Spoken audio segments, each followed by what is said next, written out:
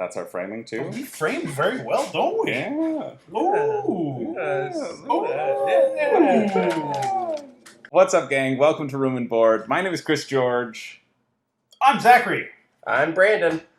These are my two real good friends. We are, I want to do some sort of, I guess I should have scripted this. See, this is why I said I was going to edit beforehand.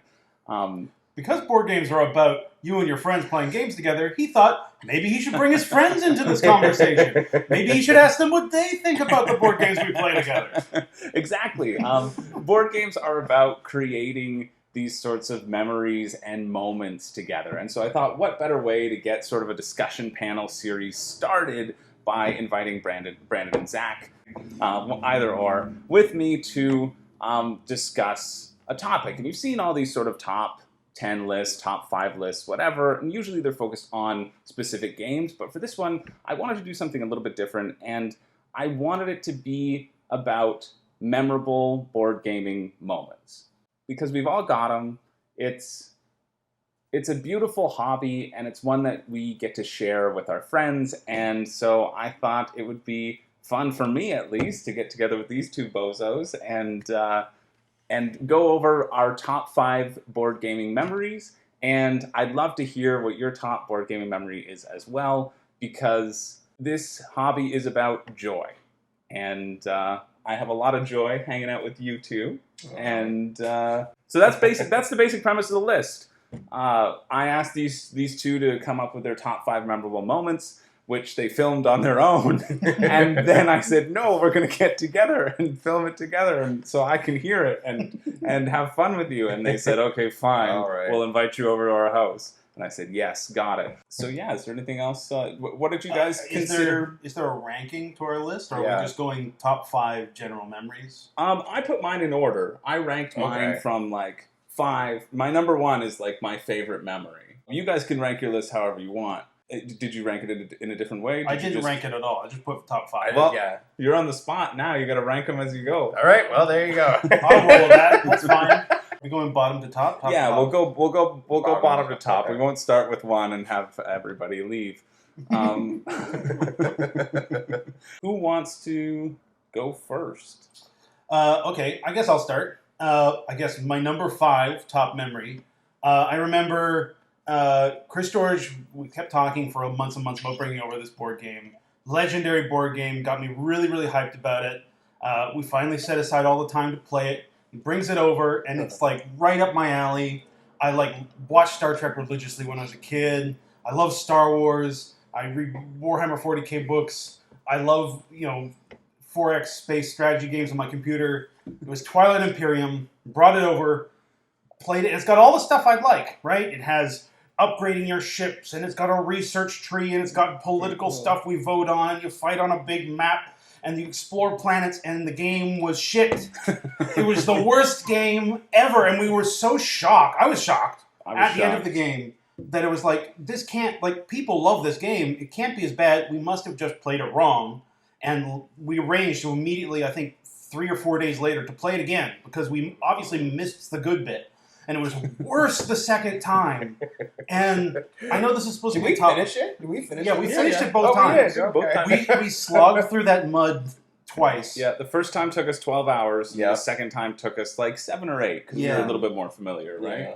Oh. It was still fresh because I don't think it was that long after we played the first one that we played the It was second. the Oh, same yeah, week. yeah. I think it was maybe we played the Sunday and then we played the next Saturday. Yeah. It definitely. was. Oh. But that's some memorable moment. Like when you said, think of your top board game moments. I was like, what do I remember about board games? And like a scar, I could not look past it. I was like, what do I remember about board games? Those 2 agonizing periods of time when we played Twilight Imperium.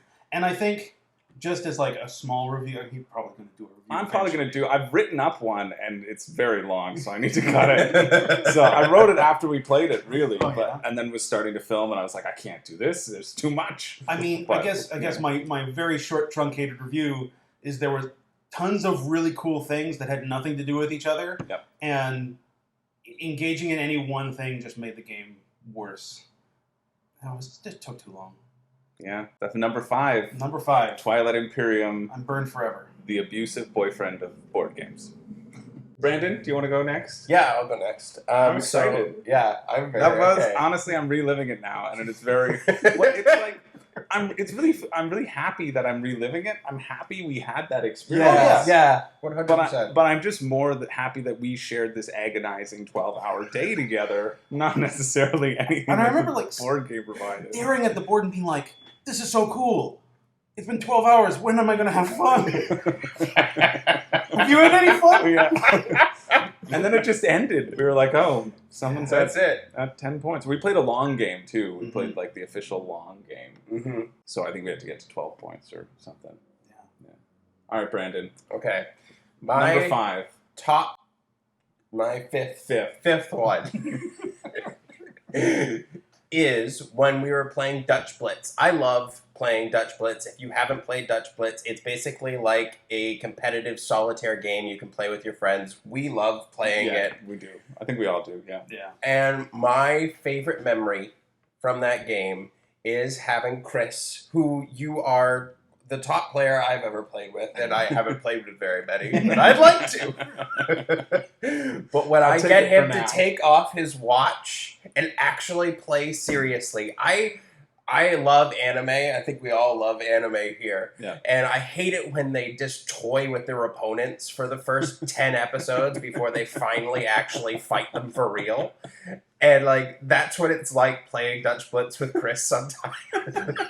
Is he just toys with you for so long and wants you to think that you're going to win. Oh, and 60 then you points never down? do.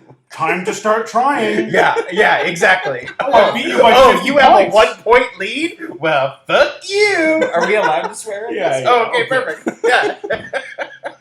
Oh, that's really funny. I'm sorry that that's so memorable.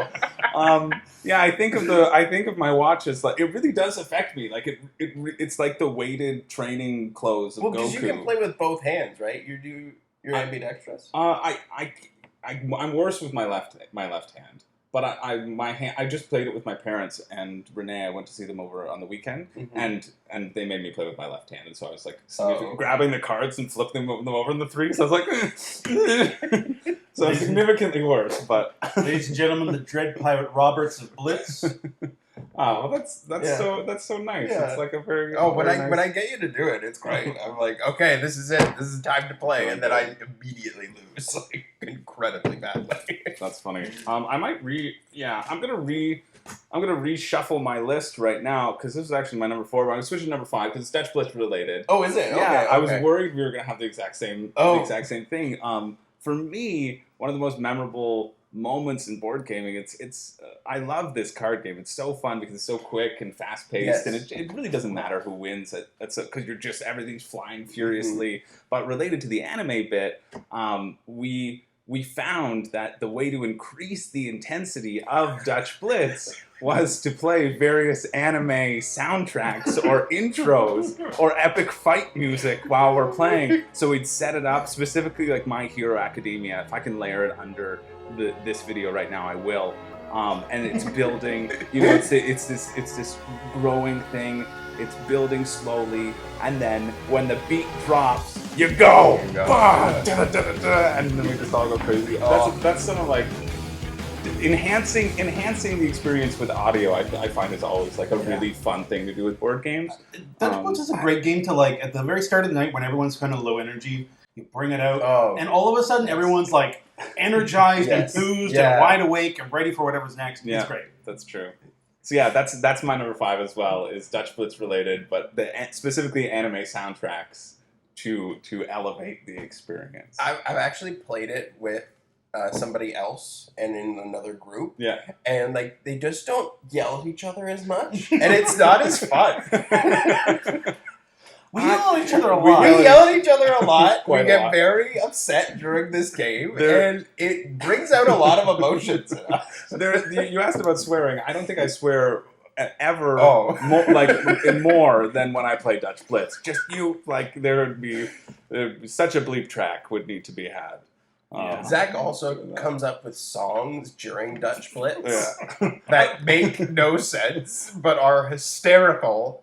and he just comes up with them at the top of his head, and he doesn't. It's great. That's true. I don't know if that's just On top of the soundtracks. if that's Dutch Blitz specific or if that's just Zach Grimbridge specific. That's I mean, it's mostly me I feel like they Yeah. hit better when we're playing Dutch Blitz. Yeah, because you're in the moment. You're there. Nice, nice, fun. All right, Zach, number 4. Okay, number 4. See, I wrote down 7 memories just in case Ooh. I wanted to change it. Oh, up. nice. Ooh, In case you have nice. some Sorry. duplicates, you Yeah, can cut yeah, it. yeah. I love that. Way more prepared than I was. Okay, so this is a memory from playing the board game Dune. This should probably be higher on my list, but I'm going to say it now. It's number 4. Because I wanna. This is from the board game Dune. So I was playing House Harkonnen, which is like the treacherous house in that game. That game's all about like controlling areas on the board. And I was controlling 2 of the cities on the board. I had a very tiny force in one city, and I had moved the rest of my forces into a city called Arakeen. I'd loaded up the entire game and had been buying troops as fast as I could, filling up Arakeen, and it was like my stronghold. And at the beginning of a turn, I got to go first, and I saw that I think it was Chris George, a friend of mine, Mike. They were moving in towards Arakeen, and they were next turn when they got to go, they would move into that space. And I look across the table, and I see Mike, who's playing the game, and he's smirking, and I'm like, oh, he's got something up his sleeve. When he moves in here, he's going to beat me somehow. So I can outthink him. I can outplay him royally. So out in the desert is a big mountain of spice. Spice is the currency of the game. You have to go into the desert to get it. And so I'm like, they're going to move into the city and try to kill me. I'm going to outsmart them. I'm going to walk into the desert with my whole army, pick up all the spice, and Chris George and Mike, can fight each other over the city Arakeen, and I'll come in and clean up whoever's left. I'll just kill whoever's left. I move into the desert, turns go around, they pick up the next card, and it creates a sandworm. Now, in that game, when a sandworm pops up, it'll pop up somewhere where there's spice, devour all the spice, and kill everyone in the space. So my entire army gets swallowed by a worm, and I look up and Mike is smiling. And I remember Mike is playing House Atreides in the game, and the person who's playing House Atreides knows where and when the sandworm's gonna show up. And so he knew from the beginning that I was killing myself by walking into the desert. And the other terrible thing is when the sandworm pops up, you get to make alliances. And Mike made an alliance with the other people who were moving towards Arakeen, so they didn't even need to fight each other in the end. I killed myself, took myself completely out of the game. Everyone else played. I had no army for the rest of the game. It was the hugest blunder. It was just so fun. Yeah, I remember that pretty vividly. That's Zach talked about that for like a week. Oh, after. yeah. He was so upset. I was like doing a really good job in that game. I felt so proud of myself. Yeah, because you were ready. You knew what everybody had. You were ready to like have all their leaders turn on each other. I was so ready. Yeah. He would like take out the board and like stare at it for a while. There would be days where he'd just be like, "I'm just reading the rule book just to double check how this works." Just seeing. Oh, yeah. That's There were pretty so good. many layers to that defeat. I destroyed myself. Yeah. Oh, it's a Domino's alert.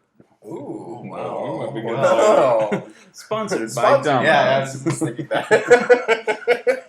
All right, Brandon, what's your number 4? My number 4 is when we play this game Nemesis, which is a Kickstarter game that Zach got a couple years ago, along with the expansion that he got a year ago? Sometime around that. Yeah, the second wave of Nemesis. I feel like we're always waiting on that game. I feel like there's always another expansion that's coming out that Zach's like, I'm just waiting for this expansion for Nemesis. In December, boys. There in is. December. Of course there is. Oh, I can't wait. I'm so happy you backed Lockdown so that I didn't have to. Yeah. I was gonna back it. I've had so much fun with Nemesis, but That's the first time hearing about Lockdown. no, that's the next part that's coming. Oh, Yeah. ooh, It's nice. on Mars. Ooh, that's gonna be good. Okay, but what Zach really likes to do, especially when we're playing with new players, is not show them the aliens until they actually appear on the board, which is one of my top favorite things to see him do. Because he's just like, and now the mother shows up. and they just go like, "Oh my god! Oh wow! I didn't know that this was gonna look like this." And it's like, yeah, I remember that vividly. bet, The like, first time we played. yeah. That like, the first alien was a tiny little face hugger, and so it came up, and I was like, "Oh yeah, that's cool." Yeah. And then the next one was immediately the queen. Yeah, it was like this tall, or your characters are like this big. The mother is like this tall, or maybe a little taller. Yeah, probably like this. It dwarfs everything else on the board. It's very. It's It was amazing. great. It was, and it really elevated the game. Right? I agree Yeah. with you for sure. Oh yeah, it's one of my favorite memories. I think it's also enhanced because a lot of mechanics in that game change when the aliens show up. Like you have to pick a win objective. Yeah. You have to Right. Yeah, it just means so much more. And then when you get that reveal of seeing this giant thing, it's just like a great oh shit moment to add to such a fantastic game. Yeah. Great one. Yeah. I really like that. All right, my number 4 deals with the game Attack on Titan, the deck builder. This is a game that the three of us have played a lot since, again, we're along that sort of anime train. We're all big fans of the anime, and we're all big fans of the game. We all think it's really good. But in that game, there's this one character, this one card you can pick up. And his name, he's a character from the show. It's a very thematic game, so they're all characters from the show. And so his name is Thomas Wagner. And he is the most useless garbage card that anyone could ever get. Don't say that about Thomas. He's an ally. They're all classified by different types. You can have ally, item, whatever, maneuver. And so he's known as an ally, and he like allies in your deck. But his function is when you play him, you could just get to draw a card, which seems good, except that he takes up the spot in your deck that by playing him, you get the card that you would have had if you hadn't played him at all. So he's basically a useless card. And Zach, any opportunity, will choose Thomas Wagner. Zach had like 7 power, which is hard to get. Thomas Wagner only costs 2. And there's Commander Pixis, who basically his ability is you play him and you just get anything. You get anything you want anywhere. And there's the Titan Trap, where you play it and you just stop the Titans from attacking. You just stop them for a whole turn and get to draw cards. And then there's Thomas Wagner. And his ability is you draw 1 card. And Zach could choose between any of these incredible cards, and he's like, no, this is gonna come in handy. So he takes Thomas Wagner, and we continue the game after plenty of yelling on my part, and then it gets to the very end of the game, and Zach has a hand of cards, he's going for the final kill, like we're setting him up, and in his hand, he has Thomas Wagner. And by playing Thomas Wagner, he draws a card that allows him to sacrifice Thomas Wagner for like an extra power, which gives him the exact power needed to win the game. And it is Thomas Wagner who saves the entire game. Right. Without Thomas Wagner, we would have lost this whole game. But since he had this useless card other than this like 1 closet case, Thomas Wagner ended up saving the whole game and winning it for us. And I just remember being so angry and Zach being so joyful. And I'm still angry about it. I'm still so mad. Because the reason it was down to the wire is probably because he picked Thomas Wagner. Nonsense. You know, it was so funny because I was like, I wish I had a top 5 Attack on Titan moment, and I forgot about that. Did you? That's one of the best moments. Yeah. I didn't even remember that. Yeah. I just thought you were gonna talk it like general, like Zach just loves Thomas Wagner and this useless fucking card. Yeah, But yeah. That's a great Yeah, memory. I that it forgot we was the won by specific that. one. That We was won great. with Thomas Wagner. Yeah. Yeah. It was outrageous, but it was a good time. That was a great. Yeah. That was a great one. That's one of your memories. Yeah, of course. Freaking Thomas yes. Wagner. I thought it would be. I would be too. It would be too self-congratulatory if I put it on my own Yeah, list. fair. So yeah, that was my number 4. I think number 4. Yeah. Yeah. Okay, this might be on someone else's list, and if it is, jump in and help me tell the story. Okay. But I think this counts as a board game memory. We were playing Mouse Guard, which is a role-playing game. Oh, I wasn't sure we were allowed to include that or not. Damn it! You Sorry. help me tell I the shouldn't have story. yelled that loud. Sorry. Come on. If it's the same one I'm thinking of, then I'll jump in. Okay. Yeah. We were playing Mouse Guard, which is a role-playing game. It's sort of like Dungeons and Dragons, only everyone plays mice. Members of the Mouse Guard protecting the mouse civilization. And we'd formed this little troop. I was the dungeon master. And Brandon created a character named Bran Paws. And Bran Paws was the leader of this little Mouse Guard troop. And they were sent on a mission to go and do like a diplomatic mission to speak with mice in this settlement. And the entire session, he's very, very, very sure that everyone has to be like by the book, by the rules. These are other mice we're talking to. We're not going to antagonize them. They arrive at the settlement, and they're like, "Oh, well, you have to leave your weapons outside. You can't bring your weapons or armor inside." And Bran's like, "Yeah, everyone's leaving their weapons," and all the players they're trying to hide their weapons. Yeah, I put a knife in my back pocket. I was like, it's okay. Like, I'm gonna leave these here. And Brandon's like, and the guard didn't see it. The guard didn't see the weapons that I kept in my back pocket. And he's like, okay, come along. And Brandon's like, no, you there, part of my troop. Put your weapon that you're hiding, throw it away. We are good ambassadors of Queen Gwendolyn. And I was like, Bran Paws, what are you doing? Oh. Anyway, and this entire time, Brandon as Bran is also grumbling about Gwendolyn, the leader of the Mouse Guard. He's like, oh, I can't believe she set off on this mission. Yeah. Very grouchy. They get into the fortress. They go up. It's very obvious there's thousands of armored mice in the fortress. They get brought before the leader of the fortress, who walks over, and he's very, very friendly. He's like, welcome, and he makes one like passing remark about how Gwendolyn is stupid. And all of a sudden, Brandon punches the leader of the mouse settlement in the face, knocking him unconscious, because secretly Brandon had decided... No, it wasn't secretly. I told you this before. Brandon had secretly decided that he was in love with Gwendolyn, and he didn't tell anyone. And when the leader of the mouse settlement insulted her, he exploded on her, or on the guy. Meanwhile, outside, one of the players decided to stay outside with all the weapons, and obviously the entire troop has been captured arrested for punching the leader, and he's like, I'm going to break in and save them all.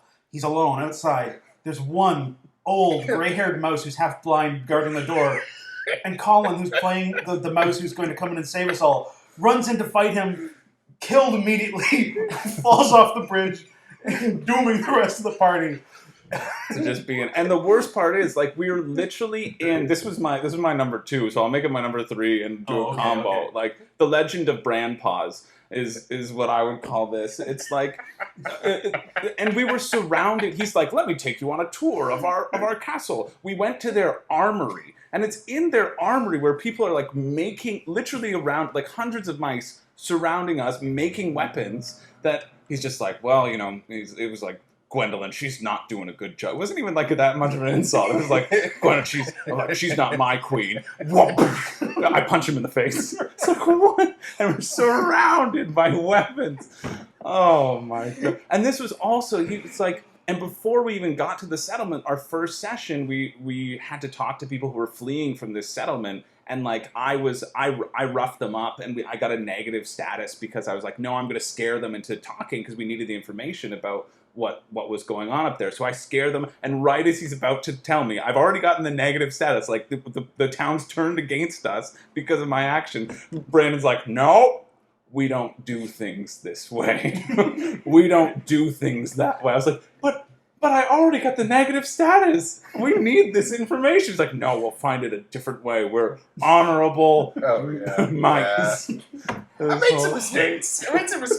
I led an army against the weasels. That was a great campaign. We could recount that campaign, I think, probably for hours. Yeah.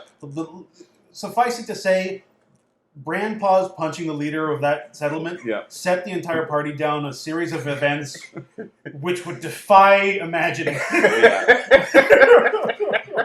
it was pretty good. It was pretty good. Oh man. Yeah, that was my number 2. So I'll make it my number 3. But it was I friggin' love Bran Paws. I thought I was giving it away because I was thinking about it so much when we were setting up this. I kept on calling you Bran Paws. I was like, hey, Bran Paws, come on. I was like, shut up, Chris. You're going to give it away. Yeah, I wasn't sure if we were allowed to talk about that or not because it's not technically I mean, I guess Dutch Blitz is technically not a board game, but Right.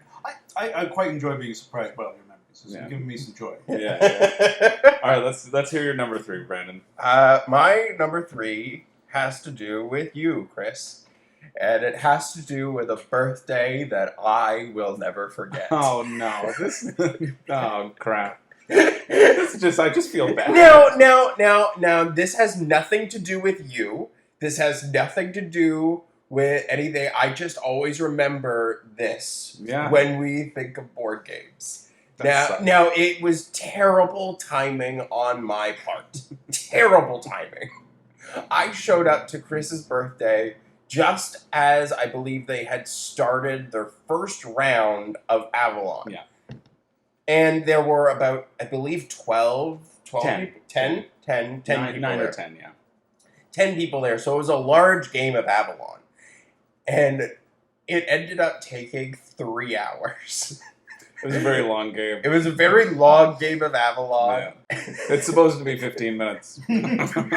I've never played a game of this in 15 minutes. It's always hours. Probably because the people I talk to like to shout. Oh yeah, it got very heated, but still, it was a fun game to watch. But I wish I had shown up 10 minutes earlier. 10 minutes earlier. You weren't playing. You just had to.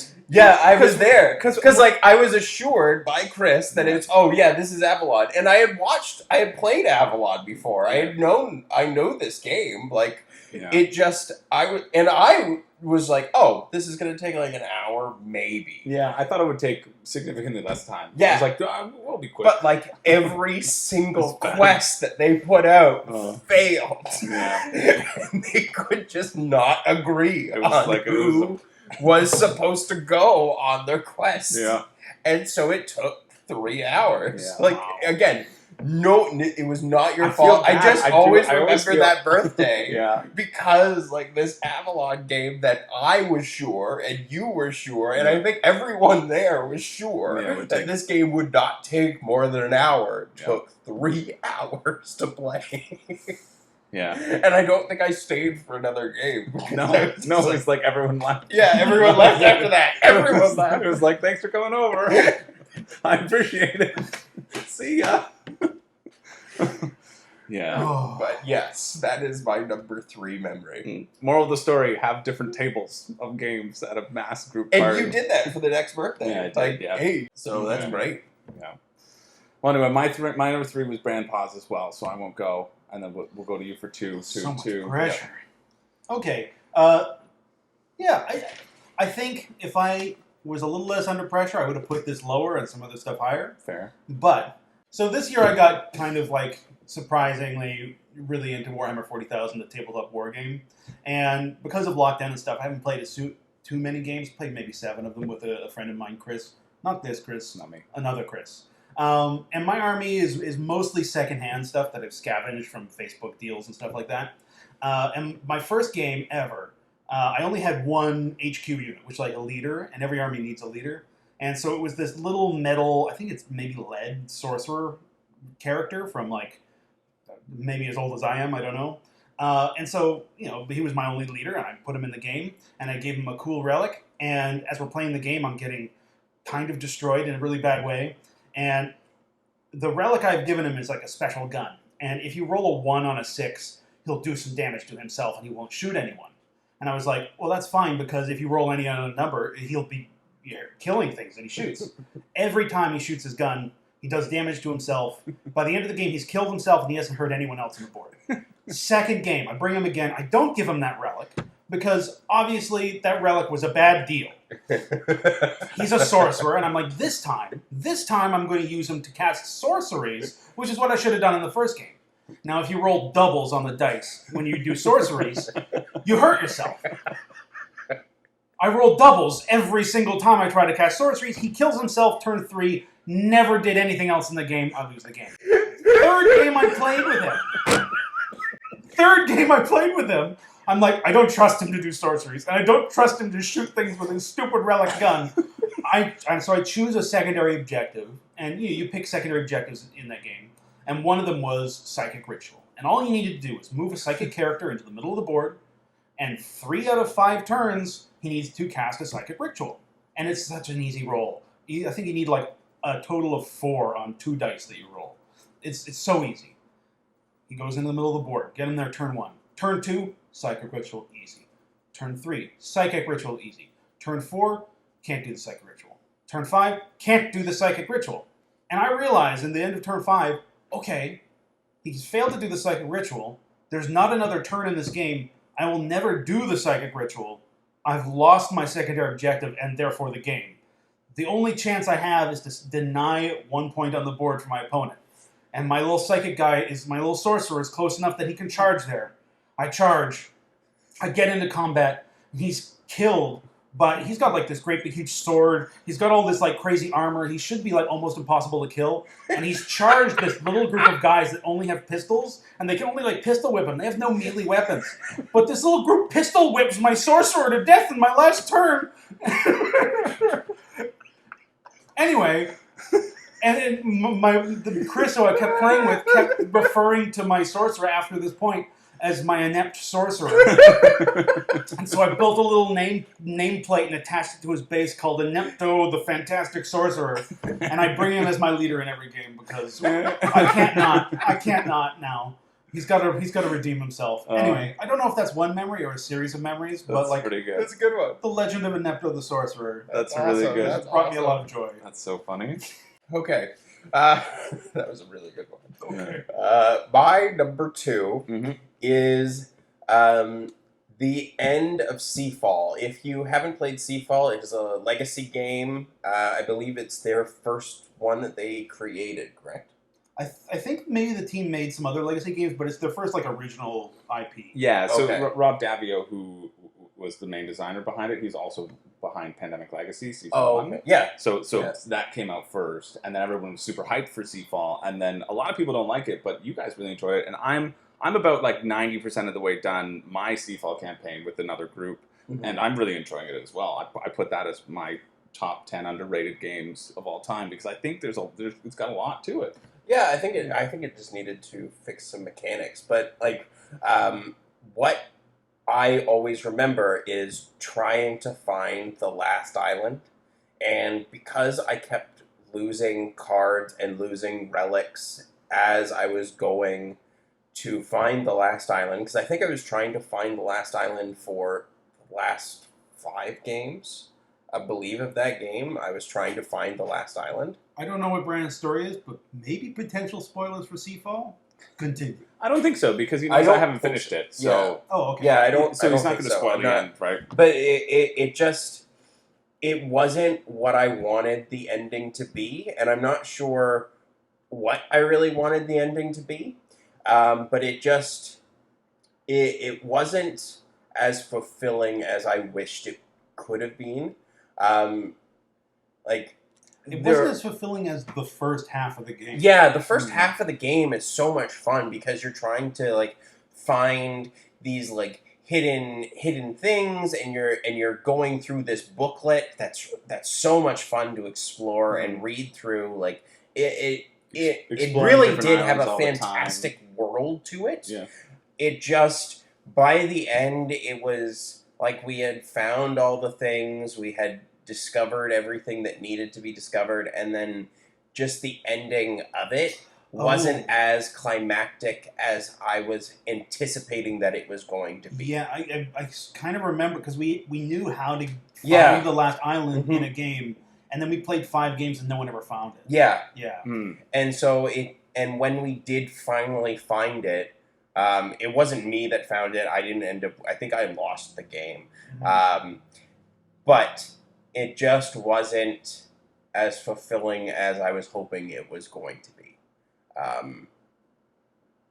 But there's something to be said, like it's because I feel probably that was such a memorable campaign. Because It really was. I remember both you played it with your third roommate at the time, and I think we talked about it every time we got together. Yeah, Oh, yeah. Like again, like the first half of the game, it was fantastic, Yeah. and I think we tried to plow through the last like 5 games.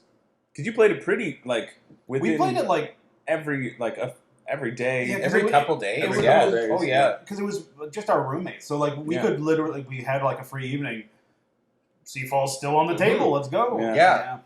Like it again, like the first half, 3/4 of the game, even like it was fantastic. And again, we knew how to find the last island for the last 5 games. We just couldn't hit. Like I think it was, I think we needed to roll a 30 or something.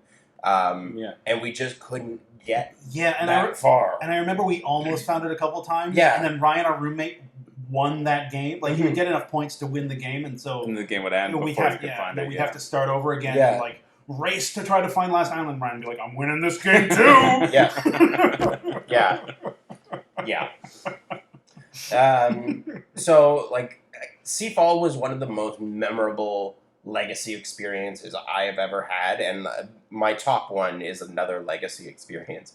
But like, I really do love the legacy format. I just wish this had a more climactic ending because it was such a fun build up to the end. Yeah. And it, like, when we did finally find it, it just wasn't as fulfilling as I wished it could have been. Yeah. So that's my number 2. Cool. I like it. Number 2, full of longing. Yeah, it really was. It was such a fun game. It Like was. exploring the space, finding the islands, naming the islands. Oh my god.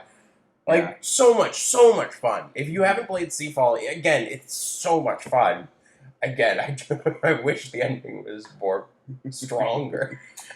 Yeah. Yeah.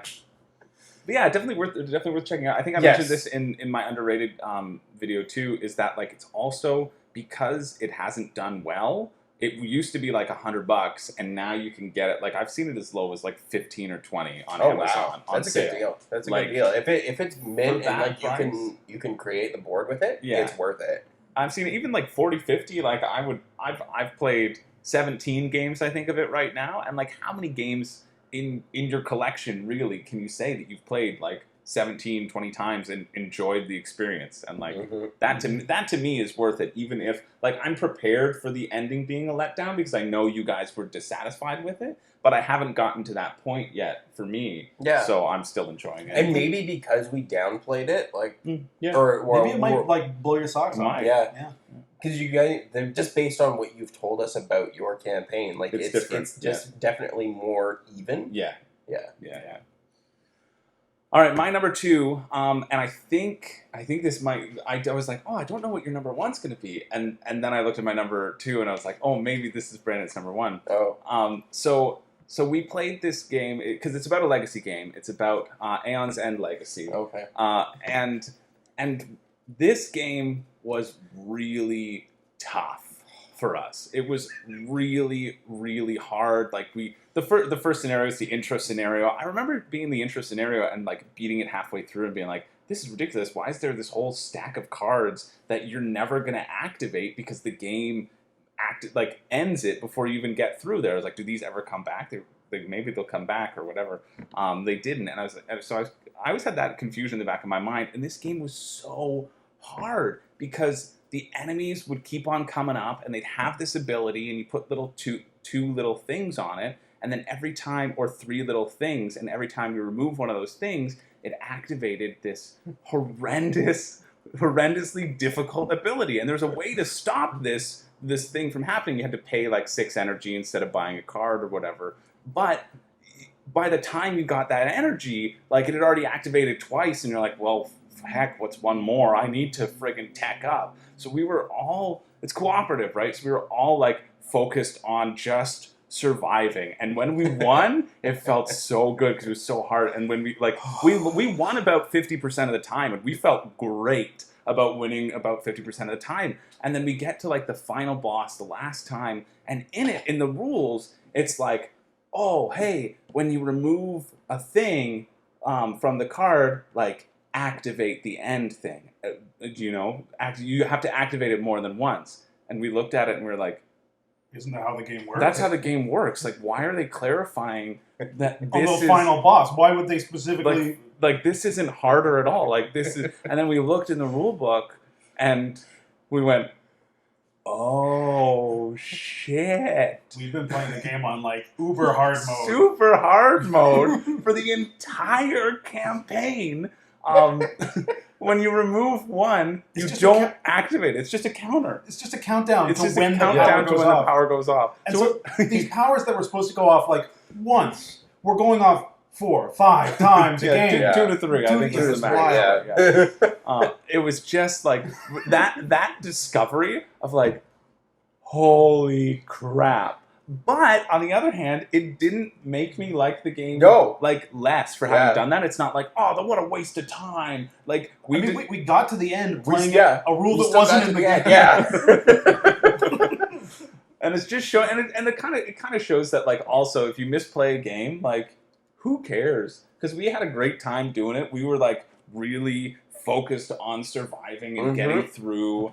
But I just remember that all of us, we were like, we had to go outside for a walk. We were just like, no, I'm not doing this. I remember when we were done that whole game, we were like, let's go back and play one of those first bosses that we couldn't beat. It was Bladius. Yeah, Bladius. And we set him up the same way he was the first time when we went to go play him, same way as we played him first time, only we played the rules correctly. Yeah. And we whooped his butt. We and just wrecked him. It wrecked him, and we were like, "This wasn't. So this is what it could have been. This is the experience it might have been." Yeah, but I don't honestly, I don't regret it. And if you told me like play it that way or play it the real way, I'd choose our way. For that experience, just for that discovery and for that difficulty, I had a lot of fun. So that was my number. That was your number one. Yeah, I thought it might be. Yeah, that was such a great campaign. Oh, that was such a fun game. We've been playing that a lot with our new roommate, Chanukya.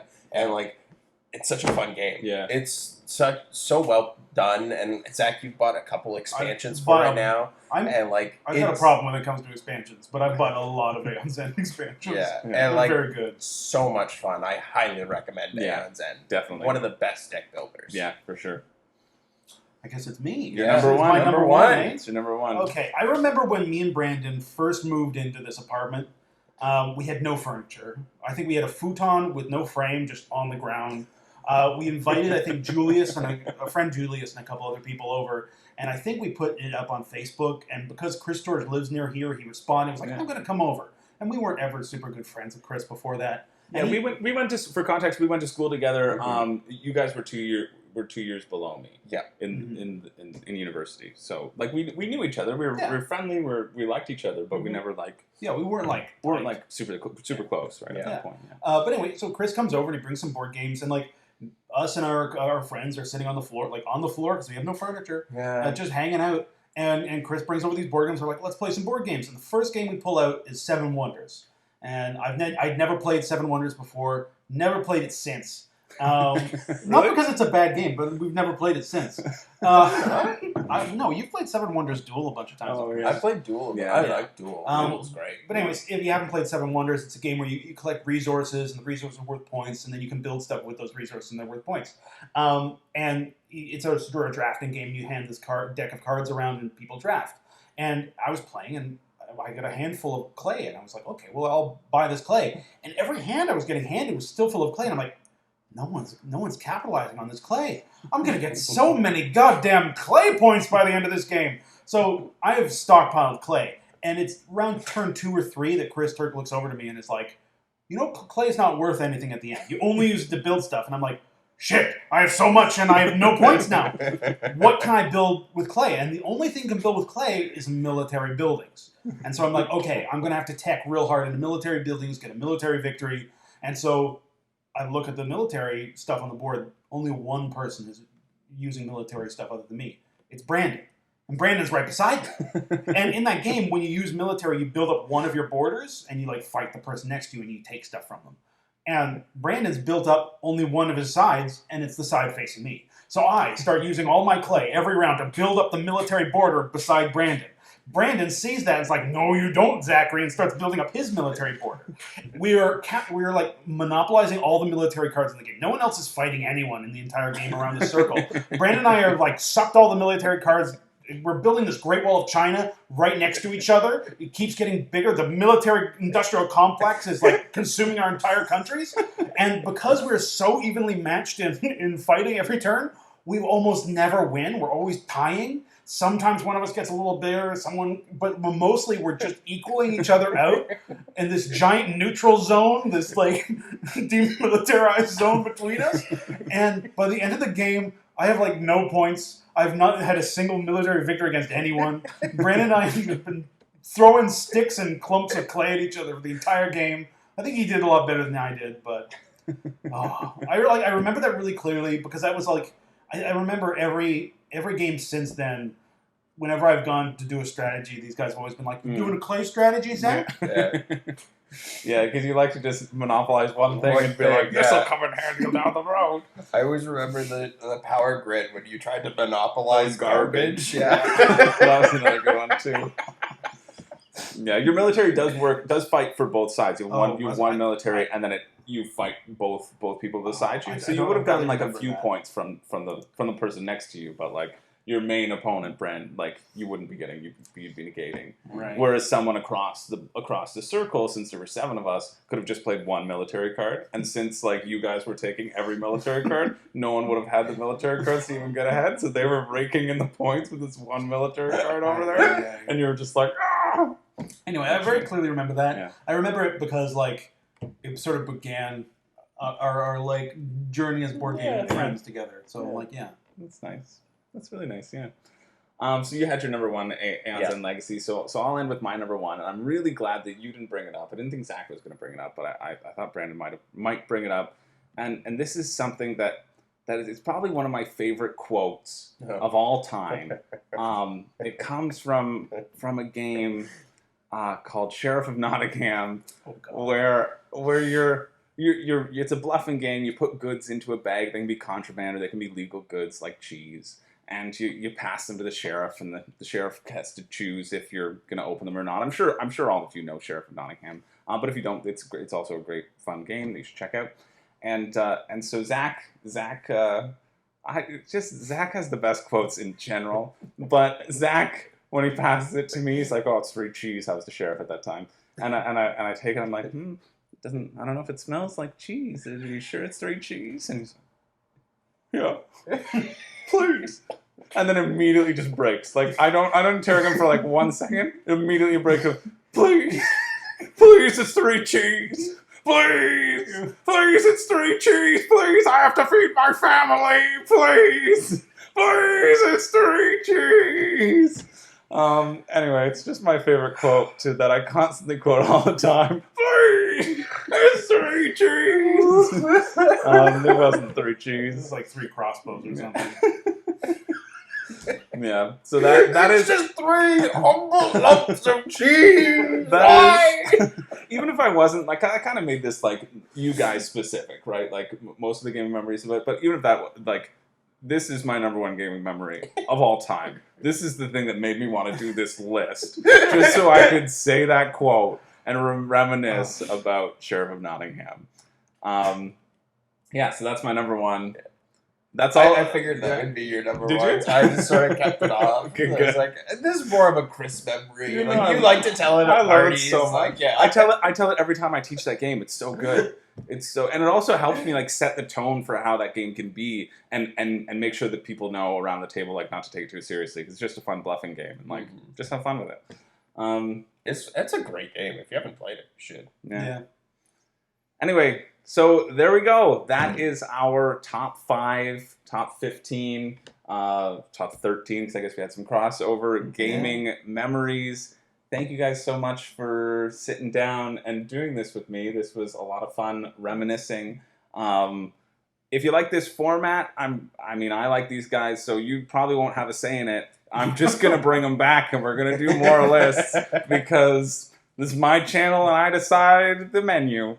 But if you like this format, I'll make sure to write in the comments below, and please include your top gaming memory. Also, one of the inspirations for this list was I remember seeing a Shut Up and Sit Down video where Quinn's talked about gaming with his father, and I think his father might have passed away, and so there was a video talking about gaming memories and like the memories you can share with people, and I think that's such a lovely, special part about this hobby is that we can create these memories and we can share them with others and reminisce and just live in the joy that this hobby tends to bring. So I'd love to hear all of those joyful thoughts down below. Hopefully you enjoyed hanging out with us because we enjoyed hanging out with you, and we enjoyed hanging out with each other. Until next time, I'm Chris George. I'm Zachary. And I'm Brandon. And This is Room and Board. it's Room and Board. I don't have a catchphrase. Yeah. But this is Room and Board. Bye. Are we gonna play Dutch Blitz? We can if Let's you play Dutch want. Blitz. Already out. We gotta clean up the mic first. That's why I had to put it. Just ready.